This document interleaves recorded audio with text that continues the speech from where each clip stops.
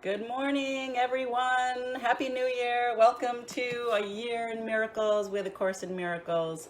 I'm so glad to be here with all of you, and thank you for everyone who joined up to be a part of the private Facebook study group where we will dive deeper. And if anybody's listening to this right now and wants to join, you can find the link on my Facebook page. Today, we're going to start with lesson number 1 in A Course in Miracles. And before I do that, I want to familiarize you with the book in case you're not familiar with it. Course in Miracles is broken into several sections. We've got the preface, the text, the workbook for students, the manual for teachers, the clarification of terms, and supplements. Now, when I first received this, I posted this also in my Facebook group. It was sent to me in the mail by a friend who thought I might want to, I might be needing it actually for everything that I would be facing in my life. And he was right. And this book has helped me get through so many trials and tribulations, and it really has helped me to choose love over fear in everything that I've had to face, and has given me so much hope and so much inspiration to do all the things that I really want to do in my life. So let me just dive in right now and talk to you a little bit about the lessons. So first, the book in the preface is an explanation of how it came. And then if you go a little bit further, you'll get to the text, which when I first read the text, I wasn't turned on at all by it. The verbiage to me just seemed very foreign, and I kind of skimmed through it like I'm doing right now, like, not really sure about this. And then I got to the workbook for students, which is kind of in the middle of the book. And I started reading through there, skimming a little bit, and it seemed interesting, but a little confusing, to be honest with you. So I skipped all the way to the back to the manual for teachers. And this is what hooked me. There's so much amazing information in the manual for teachers. And when I started reading this, I thought to myself, I have got to read this book. There's so much good information in here. And that was 26 years ago when I was pregnant for my son. And I've been reading it and facilitating it for over 25 years. So this is the book. So today we're going to start with the lessons. And that is in the workbook for students, which is in the middle of your book if you want to follow along. If not, you can just listen. And what I'm going to read first is actually an introduction to the lessons. So let me tell you a little bit about it. The lessons are a theoretical foundation, such as the text provides, is necessary as a framework to make the exercises in this workbook meaningful. Yet it is in doing the exercises that will make the goal of the course possible. An untrained mind can accomplish nothing. It is the purpose of this workbook to train your mind to think along the lines the text sets forth. The exercises are very simple. They do not require a great deal of time, and it does not matter where you do them. They need no preparation. The training period is 1 year. So we're starting today, January 1st, and we'll go through the end of the year. The exercises are numbered from 1 to 365. Do not undertake to do more than one set of exercises a day. The workbook is divided into 2 main sections, the first dealing with the undoing of the way you see now, and the second with the acquisition of true perception. With the exception of the review periods, each day's exercises are planned around one central idea, which is stated first. This is followed by a description of the specific procedures by which the idea for the day is to be applied. Happy New Year, Stephanie. Nice to see you all watching. The purpose of the workbook is to train your mind in a systematic way to a different perception of everyone and everything in the world. The exercises are planned to help you generalize the lessons so that you will understand that each of them is equally applicable to everyone and everything you see. Transfer of training in true perception does not proceed as does transfer of the training of the world. If true perception has been achieved in connection with any person, situation, event, total transfer to everyone and everything is certain. On the other hand, one exception held apart from true perception makes its accomplishments anywhere impossible. This sounds probably a little confusing right now, but you'll get used to the verbiage as you're reading along and doing the lessons. The only general rules to be observed throughout, then, are first, that the exercises be practiced with great specificity, as will be indicated.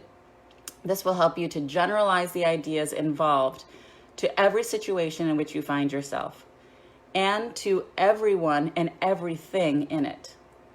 Second, be sure that you do not decide for yourself that there are some people, situations, or things to which the ideas are inapplicable.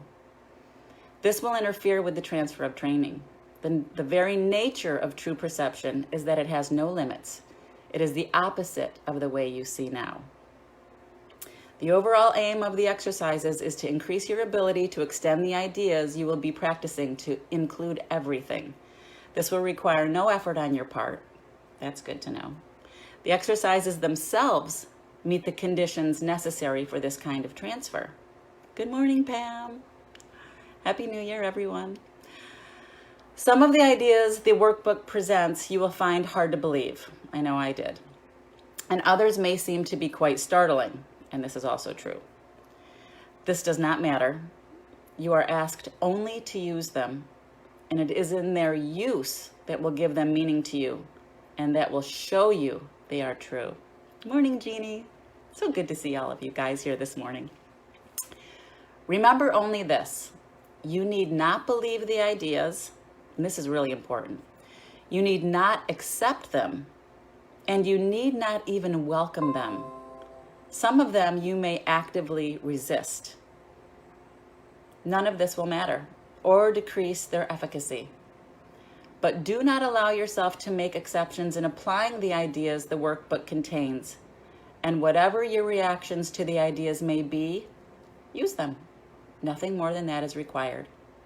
So you see, it's pretty simple to do the lessons, but it's not easy because it requires vigilance. But all you have to do is do the lessons and your life will change. Trust me on that. My life has changed over the years and in amazing, wonderful, miraculous ways. And I'm so glad you're all here. Yay.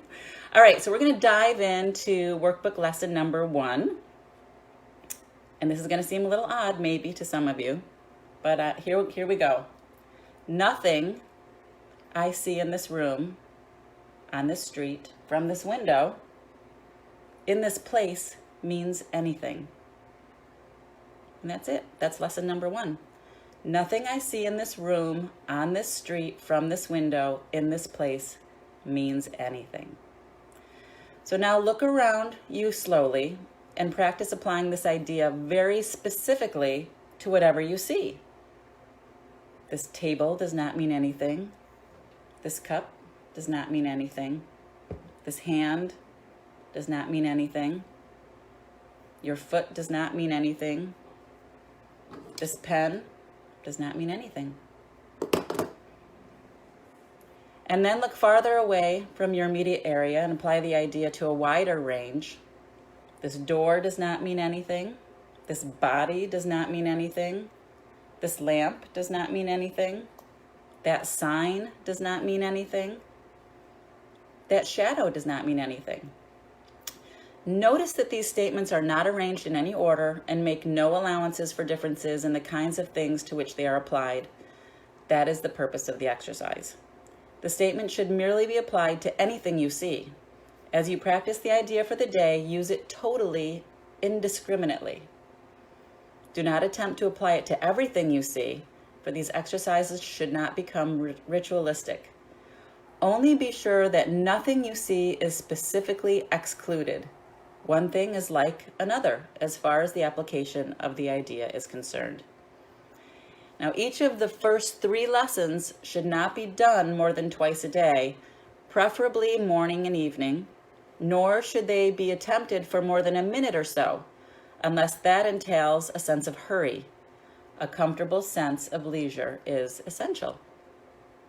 And that's it, guys. That's lesson number 1 in A Course in Miracles to start your miracles for 2019. Thank you so much. I really appreciate all of you being here. Michelle is asking to bring them on camera. Bring them on camera. What are we talking about? The lessons. The lessons are in your book, if you have a book. You can also get them on acourseinmiraclesnow.com. And let's see, I can show you lesson number 1, which is right here. Lesson number 1 in your book.